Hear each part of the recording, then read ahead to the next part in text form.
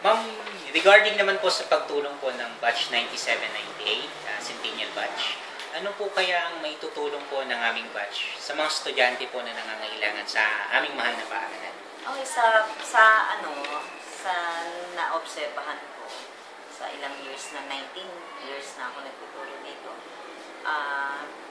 Kung sa akin kasi sa department ko, yung laboratory hindi masyadong maganda. Ngayon kung mabibigyan niyo ako ng konting tulong para maayos ko ang lab, pwede rin. Kaya lang, mas maganda yung sinasabi ko nga. Bagay lahat naman ng estudyante nakakagamit nun. Pero mas maganda siguro ito yung sa foundation natin na kailangan talaga ng mga ng financial assistance para sa mga batang kamuspalad. So, yun ang first priority. Ngayon, second, kung meron kayong madadagdag pa, pwede nyo tulungan kami sa lab or sa ibang department.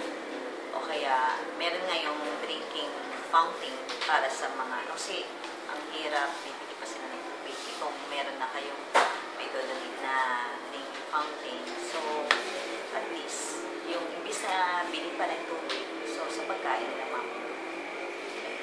Sana matulungan mo kami, ha? Batch 98. Salamat. Ayan nyo, ma'am. Pagsisikapan po namin yan. Maraming salamat, ma'am, sa time po ninyo. Welcome po.